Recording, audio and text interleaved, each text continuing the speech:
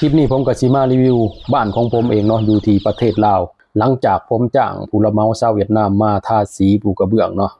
และมื้อนี้ผมสิพามาเบิ่งว่าฝีมือของจ้างผู้รับเหมาเวียดนามสิเป็นแนวใดเนาะสิดีหรือบ่ดีแม่นให้เบิ่งในคลิปนี้เนาะครับถ้าเพื่อนๆคนลาวคนใดมาเห็นคลิปนี้เนาะกำลังที่จะสร้างบ้านหรือสร้างเรือนอยากให้สร้างผู้รับเหมาเวียดนามมาเฮ็ดให้เนาะอยากให้เบิ่งคลิปนี้ให้จบก่อนเพื่อบ่อยากให้เป็นแบบนี้เพิ่นทำเพิ่นเฮ็ดเอาแล้วหมองอันนี้ห้องขูดเนาะออกไปยาแนวเห็นแล้วนี่บ่ไอ้น้องเวียดเนาะเอาเหมือนเอาสีโปมาโปรอบๆนะปาดทางการนี่โจกนี่เนาะนี่ปาดนี่สวัสดีเนาะมื้อนี้ก็สิพาพ่อแม่พี่น้องไปเบิ่งเฮือนสิพารีวิวเฮือนเนาะพารีวิวเบิ่งบ้านที่ประเทศลาว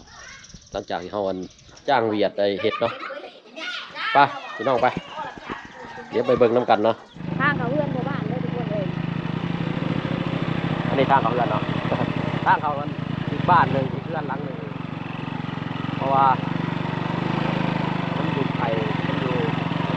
กับบ้านเองเนาะ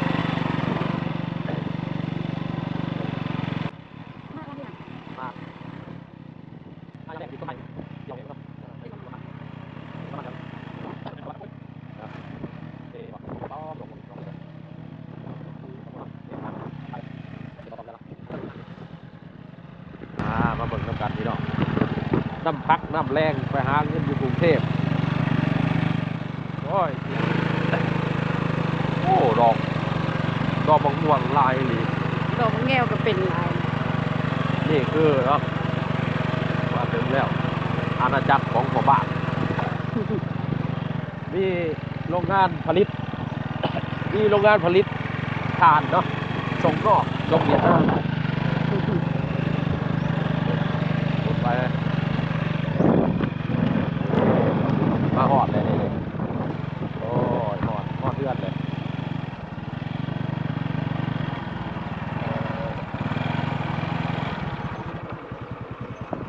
โอ้แปดคนเลยก่อน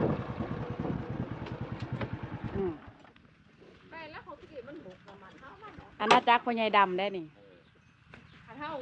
อันนี้อาณาจักรพ่อใหญ่ดำอันคือเป็นบ้านสวนเลยเนาะเป็นบ้านสวนเลยมีไก่มีเป็ด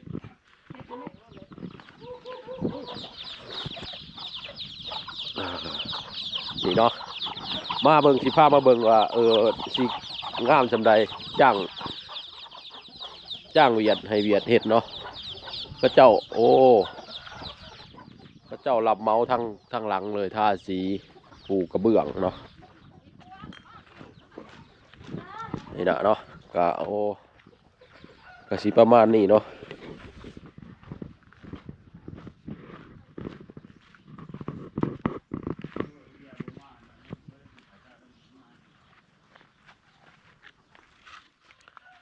นี่เนาะเดี๋ยวพาเบิ่งข้างนอกก่อน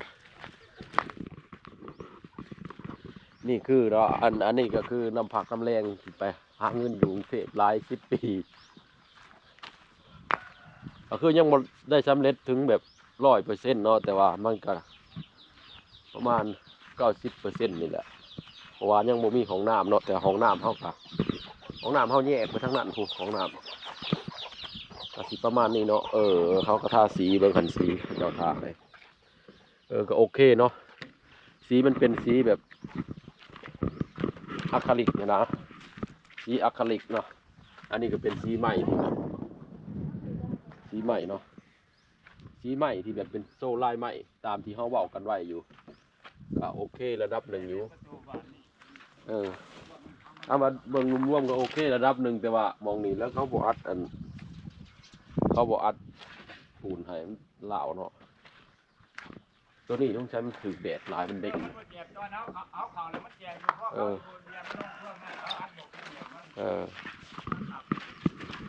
ไปขึ้นไปเบิ่งข้างในบัดนี้ไก่บ่อ๋อนี่น่ะก็มีอันนี้เนาะเขาเจ้ากระปูกระเบื้องโอเคอยู่เนี่ยอันดีเนาะ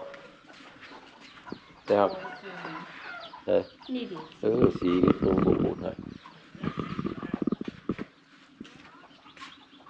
ไปเฮาเข้าเบิ่งกันมันข้างในแทนโอ้บัดนี้ก็คือเฮือนคือหยังเลยเด้เปิดไฟโอ้หลอดไฟกับโคมไฟต้องทำความสะอาดเลยนี่เขายังบ่ได้ทำความสะอาดเนาะนี่เด้ตู้เย็นมีหยังยังบ่มีหยังเลยเนี่ยจนนี่ยังยาแนวย าแนวนะยังบ่ได้ขูดเนาะ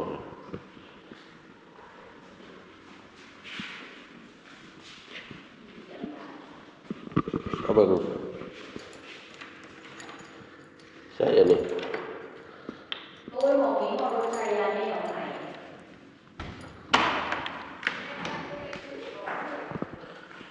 มองนี่มันเป็นผักเนาะ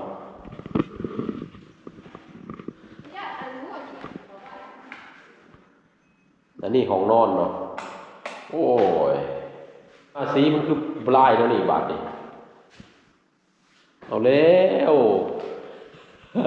ในห้องนอนสีมันคือคนละสีนี่นะเอาสียังมาให้เจ้าโอ้ยเนาะมาเบิ่งทางนี้นะ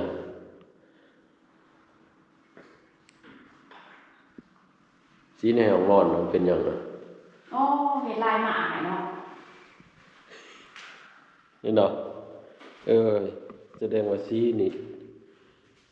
ใส่สีคนละเบอร์มาใส่เนี่ย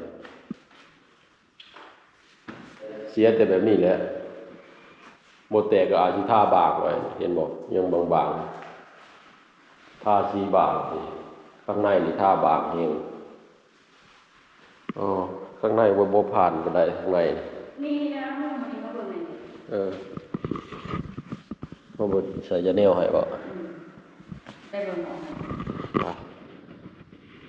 บ่ผ่านเนาะเพราะว่าเฮาบ่ได้มาคุมเองนะ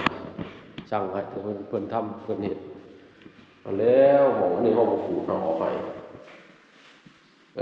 นี่ก็เห็นเนาะ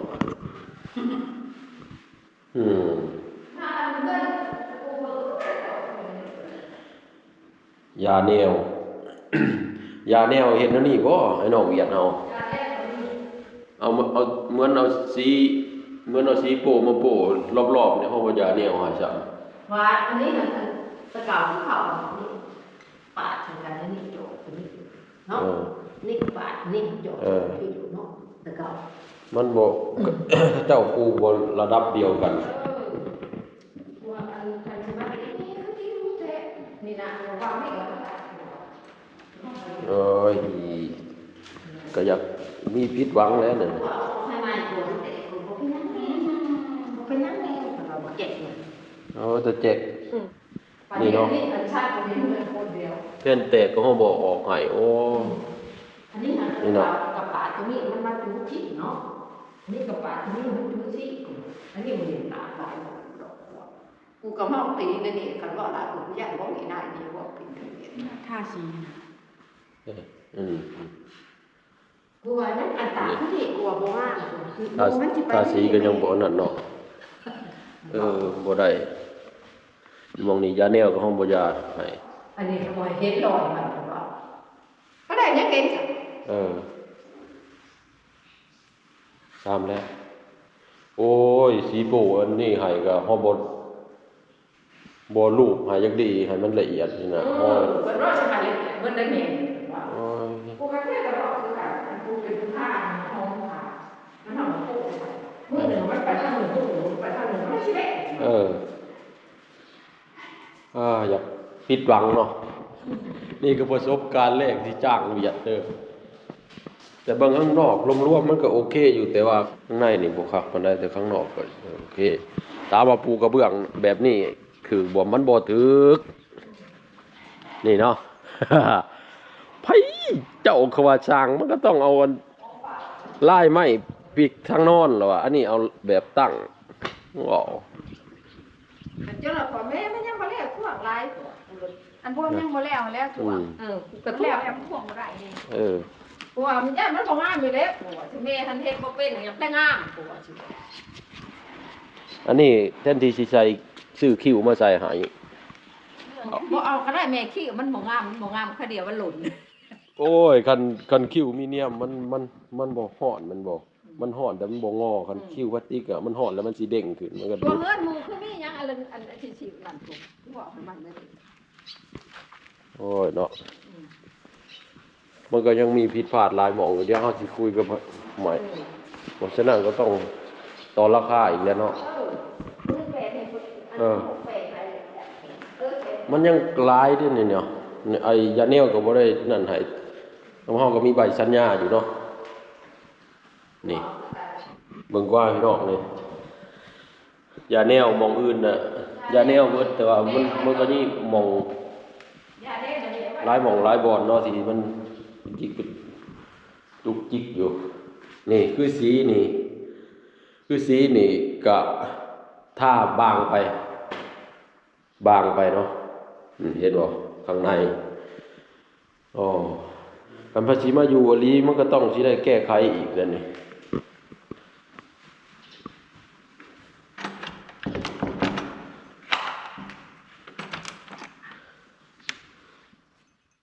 แต่ว่าเจ้าก็ใส่สีอันนี้อยู่สีอะคริลิกอยู่ที่มันทำความสะอาดได้แต่สีอย่าบ่ตีดอกว่าสีนี่แหละ เนาะพี่น้องอันนี้ก็คือประสบการณ์จ้างเวียดเนาะถ้าผู้ใดสิจ้างเวียดเฮ็ดน่ะคิดดีๆเด้อคันบ่มีต้องมาคุมดีๆต้องแบบเฮ็ดให้มันละเอียดเนาะผู้ใดจ้างเวียดนี่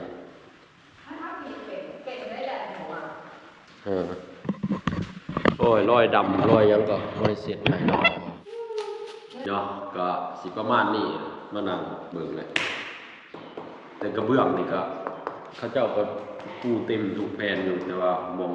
มันสิมีมองแหวงมองแตกก็เฮาบ่ออกให้เนาะมันเห็นแตกอยู่แผ่นนึงอะแทนที่สิเปลี่ยนใหม่ตอนมันแตกใหม่ๆแทนที่สิเอาออกให้เนาะคนปูก็ได้เดี๋ยวดิ